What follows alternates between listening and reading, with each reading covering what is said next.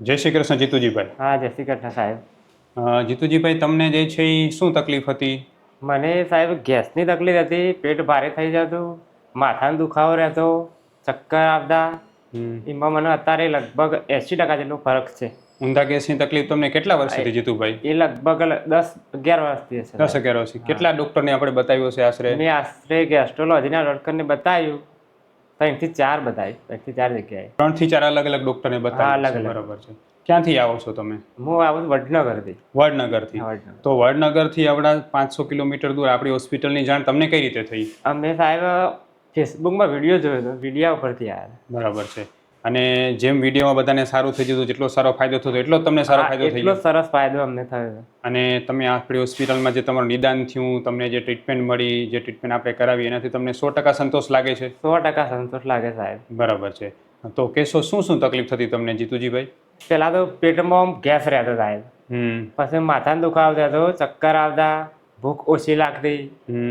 એમાં અત્યારે મને ફેર ઘણો એસિડિટી પણ થતી? હા, એસિડિટી લાય બળતી પેટમાં લાય બળતી. એ બરાબર. મટી ગઈ અત્યારે. અને એ બધી પ્રોબ્લેમ જે છે, માથું ને પ્રોબ્લેમ થતો ને એ બધું આવડા બધા સમય દેતું તો ડોક્ટરને તમે બતાવતા અલગ અલગ, તો શું કેટલી દવાઓ લેતા ને શું નિદાન કર્યું હતું? દવા તો સાહેબ ઢગલો આપી દેતા, દાની લગભગ 2-4 ગોળીઓ ગળતા હોય, તોય કોઈ ફેર આપું તો વધારે લાગે. 2-4 ગોળી રોજ ગળવી પડતી? 2-4 રોગ જ. બરાબર. ન ગળો તો શું થાય? ના ગળીએ તો હારું આમ ગભરામણ જેવું લાગે કે આપણે આમ ગભરામણ લાગે. બરાબર. કેવી ગભરામણ? આમ એટેક આવી જશે એવું બીક લાગે? એવું બીક લાગે સાહેબ. બરાબર છે. અને જે તમે વડનગરથી કયા મોટા મોટા ડોક્ટરને બતાવવા જતા? મહેસાણા જતા? ક્યાં જતા? હા, મહેસાણા વડનગર બધા મહેસાણા. બધા પેટના ઓલા ગેસ્ટ્રોએન્ટરોલોજીસ્ટને બતાવ્યું? બધા. હા, ગેસ્ટ્રોલોજી. બરાબર. ગેસ્ટ્રોલોજીસ્ટે શું નિદાન કરતા તમારું? નિદાન તમારો ગેસની તકલીફ એમ કે તે ગોળીઓ આપતા, થોડા દિવસ સારું રહેતું, પછી પાછું હતું એવું ને એવું થાય. પછી કોઈ કેમ કહેતા કે તમને માનસિકની તકલીફ છે, ચિંતા રાખો? હા, એવું કહેતા સાહેબ. એવું કહેતા? એવું કહેતા. શું કહેતા? કઈ કે તમારે આ તકલીફ તો રહેવાની જ એમ કે. હા. નહીં માટે. અને એના માટે પછી જે માનસિક તકલીફ હતી એના માટે ક્યારે માનસિકની ગોળી આપતા? વિચારની ગોળી ને ઊંઘની ગોળી કઈ આપતા? ઊંઘની ગોળી આપતા. એમ? હા. બરાબર છે. વિચારની ગોળી તો એમને આપી, આપણને ખબર ના હોય સારી. બરાબર. અને પછી તમે એ દવાઓ લેતા એ ઘડી થોડું ઘણું સારું લાગતું, પછી બંધ કરો એટલે પાછું એવું થઈ જાય? બરાબર છે. અને આવું સતત કેટલા વર્ષથી કેટલો ખર્ચો કરી નાખ્યો છે દવામાં લગભગ તમે? ખર્ચામાં તો કોઈ બાકી જ નહીં રહી સાહેબ, તો અમે પાછળ પડી ગયા છીએ. બરાબર છે. કોઈ કામ જ ના કરી શકીએ. હા. આ વિચારોમાં. અને એ જે તમે ગેસ હોય ને તમે કામ કરો ને તો શું તકલીફ થાય કામ કરવા? ગેસ હોય તો વધારે ગેસ થાય સાહેબ. હા, કામ કરો તો કામ થોડું ઘણું કામ કરવાનું બંધ થાય, પછી પાછું મેકી દઈએ, ચલો નથી કરવું. બરાબર છે. એટલે આખો દિવસ કંટાળો આવે? હા, બસ એવું. થોડું કરીએ પછી ના ગમે. બીજું શું તકલીફ હતી? કામ જ ના કરી શકતા? કઈ કામ જ ના કરીએ સાહેબ. પછી ગભરામણ, ક્યારેક અચાનક બેચેની જેવું થાય તો પછી ડોક્ટર પાસે તરત ભાગવું પડે? કોક દાડો એવું વિચાર આવી જાય કાઢું અત્યારે આપણે ડોક્ટર પાસે જવું પડશે, પાછું હરકું થઈ જાય ઓટોમેટિક. જવું એ પડે કોક દિવસ. બરાબર. આવડા બધા ડોક્ટરો પાસે 8-10 વર્ષથી હેરાન હતા ગેસમાં, તો કેટલો ખર્ચો કરી નાખ્યો છે આશરે? ખર્ચો તો 3-4 લાખ રૂપિયા ખર્ચો કર્યો. 3-4 લાખ રૂપિયા ખર્ચો કરી નાખ્યો છે? બરાબર છે. પછી આપણી પાસે આવ્યા અને આપણે અહીંયા ટ્રીટમેન્ટ કરાવી, બરાબર છે, અને રેગ્યુલર આપણી જે 4 મહિના દવા લઈ, તો તમને કેટલા ટકા સારું લાગે? મને સાહેબ 80% જેટલો ફરક લાગે. 90%, 80-90%. અને હવે કેવો ગેસ હેરાન કરે છે?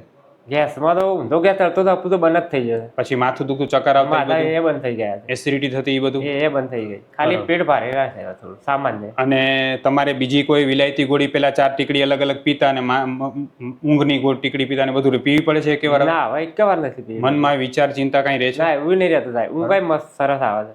પેલા તો ઊંઘમાં તકલીફ રહેતી? ઊંઘમાં તકલીફ રહેતી. હું ડૉક્ટર વિશાલ પંડ્યા, એક MD આયુર્વેદ ડૉક્ટર છું. મેં મારો 10 વર્ષ સુધીનો MD આયુર્વેદનો અભ્યાસ જામનગરની વિશ્વ પ્રસિદ્ધ આયુર્વેદ કોલેજમાંથી કરેલો છે. 2011થી એટલે કે છેલ્લા 13 વર્ષથી હું ગાંધીધામ કચ્છ ખાતે NABH માન્યતા પ્રાપ્ત પંચકર્મા આયુર્વેદ હોસ્પિટલ ચલાવું છું. અમે 2 રીતે સારવાર કરતા હોઈએ છીએ. સૌથી પહેલાં તો કચ્છ કે એની આસપાસના દર્દીઓએ હોસ્પિટલમાં રૂબરૂ બતાવવા માટે આવવું, અને બીજું કચ્છથી દૂર રહેતા દર્દીઓ માટે ઘર બેઠા ઓનલાઈન દવા પણ મંગાવી શકે છે. વધુ માહિતી માટે નીચેના નંબર ઉપર હાય લખીને વોટ્સએપ કરો, એટલે તમને ફીસ કેટલી છે, કોર્સ કેટલો કરવો પડશે વગેરે માહિતી વોટ્સએપમાં મોકલી આપશું. હા, તો હવે તમને એવું લાગે છે કે તમને માનસિક તકલીફ છે જરા? ના, એવું નથી લાગતું સાહેબ. બરાબર ને? તો ડૉક્ટરો એમ કહેતા હતા ને માનસિક છે? હા, એવું કહેતા સાહેબ. બરાબર. હવે ખરેખર જીતુજીના માધ્યમથી હું એ સમજાવવા માગું છું કે જીતુજીને જે છે એ ઉદાવર્ત એટલે કે ઊંધા ગેસની તકલીફ હતી. આપણી પાસે આવ્યા ત્યારે એમના લક્ષણો બધા જ મારી પાસે લખેલા છે કે એમને છે 8-10 વર્ષથી જે છે પાચન નહોતું થતું, કબજિયાત રહેતી હતી, ગેસ થાય, પેટ ફૂલાઈ જાય, ખાટા ઓડકાર આવતા હતા, ચક્કર અંધારા જેવું લાગે અને ક્યારેક ક્યારેક જે છે એ એમને ઘણી વખત એવું થાય કે જેને હાર્ટ એટેક આવશે એ બીક પણ લાગવા માંડતી. આપણી દવા જે છે આપણે શું કર્યું કે પાચન શક્તિ સુધારવાની દવા કરી અને આપણી જે છે એ આપણી અહીંયા એક વખત પંચકર્મ સારવાર પાસેથી કર્યું હતું સાહેબ. પાચન સુધારવાની પૂરેપૂરી દવા કરીને આપણી બસ્તી સારવાર કરી. એનાથી એમને આટલો બધો ફાયદો થઈ ગયો છે અને દવાઓ ખૂબ આપણી જે છે ઓછી થઈ ગઈ છે. અત્યારે માત્ર એક જ સિમ્પલ દવા ઉપર એમને ઘણું સારું લાગે છે. અને અત્યારે જીતુજી તમે જ્યારે આપણી પાસે બસ્તીકર્મ કરાવવા માટે આવ્યા હતા હા. તો એના પછી કેટલું ઝડપથી સારું લાગ્યું એમ? એના પર ફટલે ખાસી રિઝલ્ટ મળ્યું એ દિવસથી જ. એ દિવસથી વધારે ઝડપથી રિઝલ્ટ મળ્યું એમ ને? તમને એમ લાગ્યું ને કે આવડો ધક્કો દૂરથી ખાધો તો તમારે હા, બરોબર એવું વસૂલ થઈ ગયું વસૂલ સાહેબ. થયું એમ ને? બરોબર છે. અને જીતુજી જ્યારે તમે અહીંયા આવતા અને આપણે ટ્રીટમેન્ટ કરી તો પછી વડનગર પાછા આરામથી જઈ શકતા? કોઈ તકલીફ આરામથી કોઈ તકલીફ નહીં. કોઈ તકલીફ ન કોઈ થતી ને એમ? તકલીફ. આરામથી પંચકર્મ કરાવી શકતા અહીંયા? આરામથી વડનગર પહોંચી જતા. બરાબર છે. એટલે ખરેખર જે છે એ મારે આમના માધ્યમથી એ પણ સમજાવવું છે કે તમને કોઈ પણ જગ્યાએ પંચકર્મ સારવાર કરાવો છો આયુર્વેદિક તો ખાસ એ ડૉક્ટરને પૂછો કે આનાથી મને કેટલો ઝડપથી ફાયદો થશે અને આ સારવારથી મને કોઈ પ્રોબ્લેમ તો નહીં થાય ને, મને નબળાઈ તો નહીં આવે ને.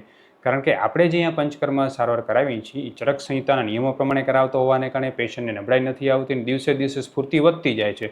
તમારે એવું થયું ને કે ટ્રીટમેન્ટ થયા પછી એકદમ સ્ફૂર્તિ વધી ગઈ? હા, એમ વધી સરસ જાય રીતે? સાહેબ. હું સાહેબ વડનગરે ના જઈ શકતો સાહેબ. આમ ચક્કર આવું બાઇક લઈને જવું તો જાણે ઘેર જતો રહું, જાણે ઘેર જતો રહું એવું સાહેબ. બરાબર છે. હવે આરામથી બધી હવે આરામથી બધા ફરું છું. પહેલે કઈ મુસાફરી કરવામાં તકલીફ થતી? તકલીફ થાય. શું લાગતું એમ?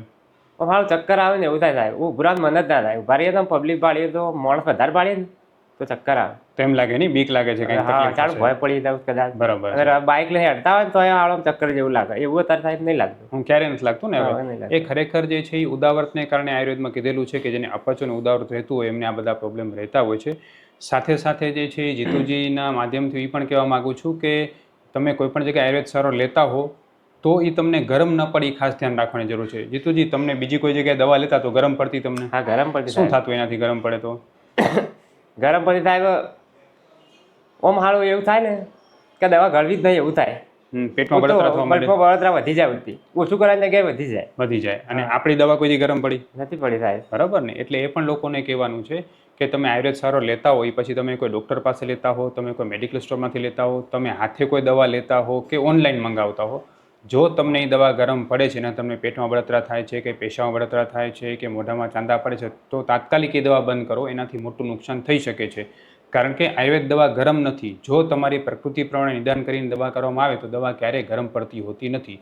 એટલે જે લોકોને ગુજરાતમાં એવો અનુભવ છે કે અમને આયુર્વેદ દવા ગરમ પડે છે કે અમને માફક નથી આવતી તો એ લોકો અમારો સંપર્ક કરી શકે છે. અમારી દવા કોઈને ગરમ પડતી હોતી નથી અને અમે ઓનલાઈન અને ઓફલાઈન બંને રીતે દવા કરતા હોઈએ છીએ. તમારી પ્રકૃતિની વ્યવસ્થિત પરીક્ષણ કરીને જ દવા કરતા હોઈએ છીએ જેથી અમારી દવા કોઈને ગરમ પડતી હોતી નથી. પહેલાં તો અપૂસું ના ખાઈ શકતો. કંઈ તળેલું ચીખું એ અત્યારે હું મીડિયમ ચીખું ખાઈ શકું સાહેબ.